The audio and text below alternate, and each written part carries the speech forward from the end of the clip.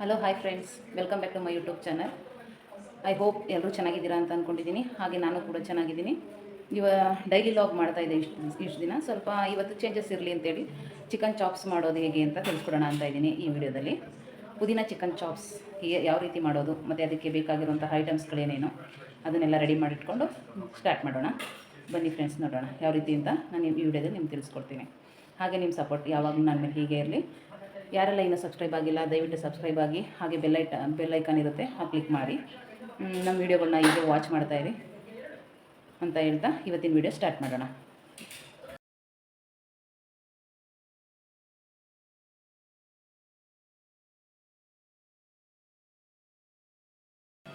Chicken ಚಾಪ್ಸ್ಗೆ ನೋಡಿ, ಇಲ್ಲಿ 2 kg chicken cut ಮಾಡಿಟ್ಟಿದ್ದೀನಿ.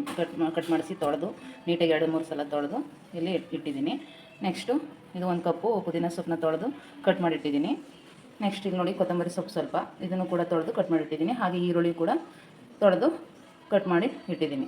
ಈರುಳ್ಳಿ ಕೂಡ ತೊಳಿತೀನಿ, ಅದರಲ್ಲೂ ಸ್ವಲ್ಪ ಮೇಲ್ಗಡೆ ಎಲ್ಲ ಚೆನ್ನಾಗಿರಲಿಲ್ಲ, ಅಂದರೆ ಮಸಿ ಥರ ಆ ಥರ ಇತ್ತು. ಸೊ ಅದನ್ನು ಕೂಡ ತೊಳೆದು ಕಟ್ ಮಾಡಿಟ್ಟಿದ್ದೀನಿ.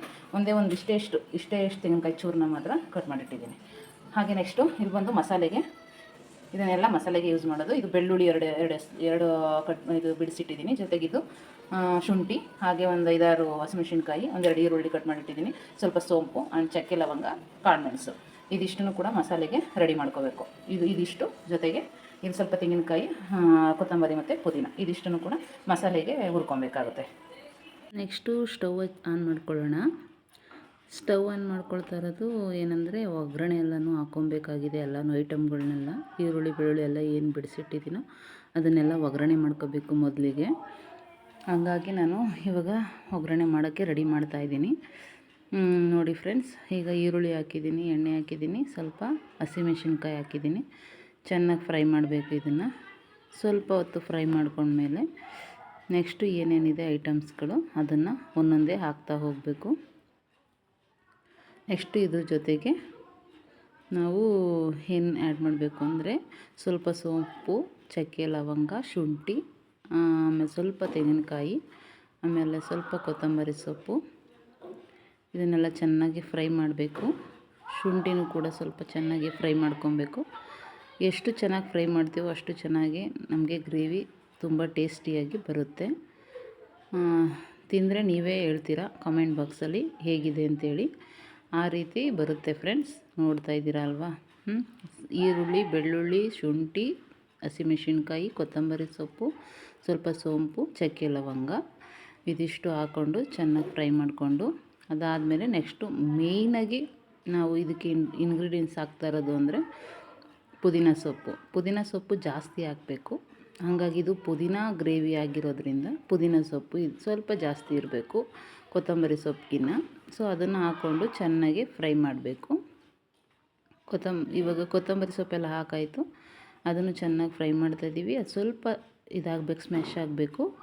ಹಾಗಾಗಿ ಸ್ವಲ್ಪ ಡೀಪ್ ಫ್ರೈ ಮಾಡಬೇಕಾಗುತ್ತೆ. ಸ್ವಲ್ಪ ಎಲ್ಲ ಇದಾಗಬೇಕು, ಎಣ್ಣೆ ಎಲ್ಲ ಹೀರ್ಕೋಬೇಕು.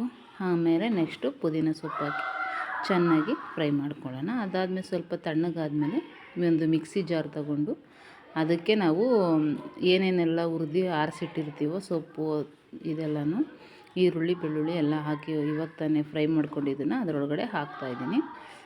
ನೋಡ್ತಾ ಇದ್ದೀರಲ್ವ. ಅದನ್ನು ಹಾಕಿದ್ಮೇಲೆ ನೆಕ್ಸ್ಟು ಸ್ವಲ್ಪ ನೀರು ಹಾಕ್ಕೊಬೇಕು. ನೀರು ಹಾಕ್ಕೊಂಡು ಅದನ್ನು ಮಿಕ್ಸಿ ಜಾರಲ್ಲಿ ಮಿಕ್ಸಿನ ಆನ್ ಮಾಡಿ ಚೆನ್ನಾಗಿ ನುಣ್ಣಗಾಗೋವರೆಗೂ ನಾವು ಆನ್ ಮಾಡ್ಕೋಬೇಕಾಗುತ್ತೆ, ಗ್ರೈಂಡ್ ಮಾಡ್ಕೋಬೇಕಾಗುತ್ತೆ. ನೆಕ್ಸ್ಟು ಅದು ನೋಡಿ ಈ ಥರ ಆಗಿರುತ್ತೆ, ತುಂಬ ಗ್ರೀನಾಗಿರುತ್ತೆ, ತುಂಬ ನೈಸಾಗಿ ರುಬ್ಬಬೇಕು.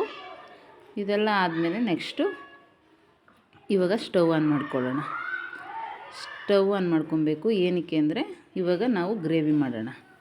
ಗ್ರೇವಿ ಮಾಡ್ಕೊಳ್ಳೋಕ್ಕೋಸ್ಕರ ಸ್ಟವ್ ಆನ್ ಮಾಡಿದ್ದೀನಿ. ನೆಕ್ಸ್ಟ್ ಕುಕ್ಕರ್ ಇಡ್ತಾಯಿದ್ದೀನಿ. ಕುಕ್ಕರಲ್ಲಿ ಮಾಡಿದ್ರೆ ತುಂಬ ಚೆನ್ನಾಗಿ ಬರುತ್ತೆ.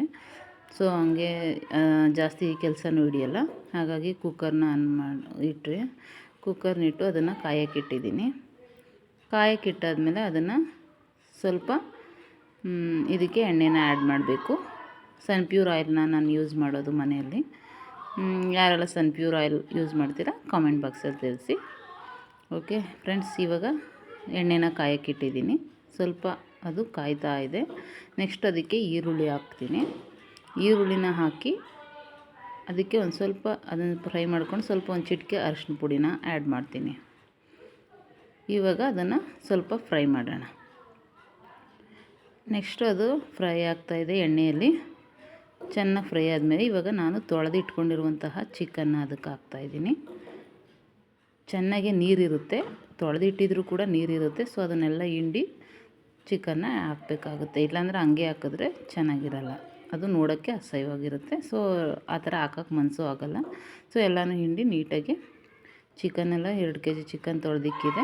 2 kg ಆಗುವಷ್ಟು ನಾನು ಇವಾಗ ಗ್ರೇವಿ ಮಾಡ್ತಾಯಿರೋದು. ಸೊ ಹಂಗಾಗಿ ಇವಾಗ ಅಷ್ಟನ್ನೆಲ್ಲನೂ ಫ್ರೈ ಮಾಡೋಣ. ಫಸ್ಟು ಚಿಕನ್ನು ಮತ್ತು ಒಗ್ಗರಣೆಯಲ್ಲಿ ಫ್ರೈ ಮಾಡಿಕೊಂಡು ಇದು ಮಾಡೋಣ. ಚೆನ್ನಾಗಿ ಅರಿಶಿನ ಪುಡಿ ಎಲ್ಲ ಹಿಡಿಬೇಕು ಅದಕ್ಕೆ, ಆ ರೀತಿ ನಾವು ಫ್ರೈ ಮಾಡ್ಕೊಳ್ಳೋಣ. ಚೆನ್ನಾಗಿ ಫ್ರೈ ಮಾಡ್ತಾಯಿದ್ದೀನಿ ಫ್ರೆಂಡ್ಸ್. ಎಲ್ಲ ಮಿಕ್ಸ್ ಮಾಡಿಬಿಟ್ಟು ಚೆನ್ನಾಗಿ ಕುಕ್ಕರಲ್ಲಿ ಹಸಿ ಸ್ಮೆಲ್ ಹೋಗೋವರೆಗೂ, ಚಿಕನ್ದೆಲ್ಲ ಸ್ವಲ್ಪ ಇದಾಗೋವರೆಗೂ ನಾವು ಫ್ರೈ ಮಾಡ್ಕೋಬೇಕಾಗುತ್ತೆ. ಈ ರೀತಿ ಚೆನ್ನಾಗಿ ಫ್ರೈ ಮಾಡಿದ ಮೇಲೆ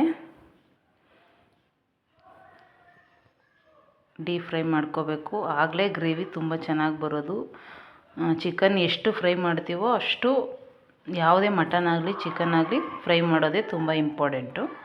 ಅದಾದಮೇಲೆ ನೆಕ್ಸ್ಟು ನಾವು ಏನು ರುಬ್ಬಿಟ್ಕೊಂಡಿದ್ದೀವೋ ಮಸಾಲೆ ಹುರಿದು ಎಲ್ಲ ರೆಡಿ ಮಾಡಿ ರುಬ್ಬಿ ನೈಸಾಗಿ ರುಬ್ಬಿಟ್ಕೊಂಡಿದ್ದು ಆ ಒಂದು ಮಸಾಲೆನ ಇವಾಗ ನಾವು ಚಿಕನ್ಗೆ ಆ್ಯಡ್ ಮಾಡಬೇಕು. ಈ ರೀತಿ ಇರುತ್ತೆ. ಗ್ರೀನ್ ಅಂದರೆ ಗ್ರೀನ್, ನೋಡೋಕ್ಕೆ ತುಂಬ ಚೆನ್ನಾಗಿರುತ್ತೆ, ಹಾಗೆ ತಿನ್ನೋಕ್ಕೆ ತುಂಬ ಟೇಸ್ಟಿಯಾಗಿರುತ್ತೆ. ನೀವು ಒಂದು ಸಲ ಮನೇಲಿ ಮಾಡ್ಕೊಳ್ಳಿ, ನಿಮಗೂ ಇಷ್ಟ ಆಗುತ್ತೆ. ಆವಾಗ ನೀವೇ ಕಮೆಂಟ್ ಮಾಡ್ತೀರಾ. ಹಾಗೆ ಈ ರೀತಿ ಅದನ್ನು ಆ್ಯಡ್ ಮಾಡಿಕೊಂಡು ನೆಕ್ಸ್ಟು ಇವಾಗ ಅದನ್ನೆಲ್ಲ ಸ್ವಲ್ಪ ಆ್ಯಡ್ ಮಾಡಿಕೊಂಡು, ಅದರಲ್ಲಿ ನೀರು ಇರುತ್ತಲ್ಲ ಸ್ವಲ್ಪ ಕೆಳಗಡೆ ಇದಿರುತ್ತಲ್ವ, ಅದಕ್ಕೆ ಸ್ವಲ್ಪ ನೀರು ಆ್ಯಡ್ ಮಾಡಿಕೊಂಡು ಅದನ್ನು ಅದರೊಳಗಡೆ ಹಾಕ್ತೀನಿ. ಸ್ವಲ್ಪ ಹಾಕ್ಕೊಬೇಕು. ಒಂದು 1/4 ಲೋಟದಷ್ಟು ನೀರು ಹಾಕ್ಕೊಂಡು ಅದಕ್ಕೆ ಮಿಕ್ಸ್ ಮಾಡ್ಕೋಬೇಕಾಗುತ್ತೆ. ಈಗ ಚಿಕನ್ ಜೊತೆಗೆ ಮಸಾಲೆನೂ ಕೂಡ ಚೆನ್ನಾಗಿ ಫ್ರೈ ಮಾಡೋಣ. ಮಿಕ್ಸ್ ಮಾಡಿ ಎಲ್ಲ ಚಿಕನ್ಗೆಲ್ಲ ಹಿಡ್ಕೊಳ್ಳೋ ಥರ ಫ್ರೈ ಮಾಡೋಣ. ಎಣ್ಣೆಲಿ ಚಿಕನ್ನ ಫ್ರೈ ಮಾಡಿ ಜೊತೆಗೆ ಇವಾಗ ಮಸಾಲೆಲೂ ಕೂಡ ಒಂದ್ಸಲ ಫ್ರೈ ಮಾಡ್ಕೋಬೇಕು. ನೋಡ್ತಾ ಇದ್ದೀರಲ್ವ, ಈ ರೀತಿ ಚೆನ್ನಾಗಿ ನಾನು ಫ್ರೈ ಮಾಡಿಕೊಂಡೆ.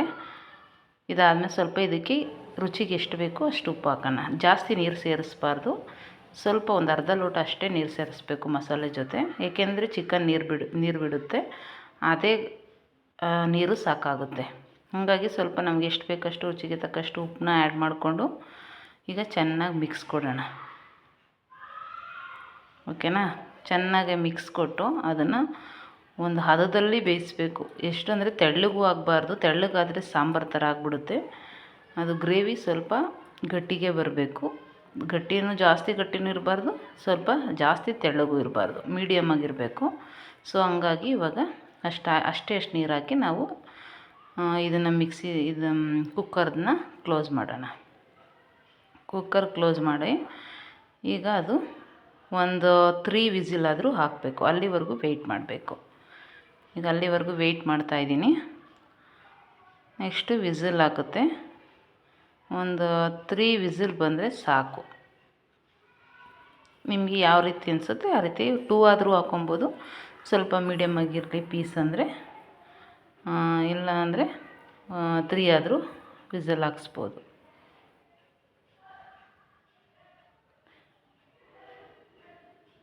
ಇವಾಗ ವಿಸಲ್ ಆಗ್ತಾಯಿದೆ. ವಿಸಲ್ ಆದಮೇಲೆ ನಾವು ಅದನ್ನು ಓಪನ್ ಮಾಡಿ ನೋಡೋಣ.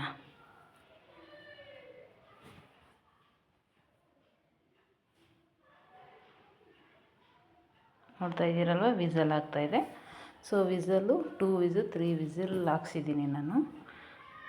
3 ವಿಸಿಲ್ ಆದಮೇಲೆ ನಾನು ಯಾವ ರೀತಿ ಇದೆ ಅಂತ ಓಪನ್ ಮಾಡಿ ತೋರಿಸ್ತೀನಿ. ನೋಡಿ, ಈ ರೀತಿ ಗ್ರೇವಿ ಬರುತ್ತೆ. ಸ್ವಲ್ಪ ಇನ್ನೂ ಸ್ವಲ್ಪ ಗಟ್ಟಿಗೆ ಬೇಕು ಅಂದರೆ ಸ್ವಲ್ಪ ಹೊತ್ತು ಬಿಟ್ಟರೆ ಅದು ಗಟ್ಟಿಯಾಗಿಬಿಡುತ್ತೆ.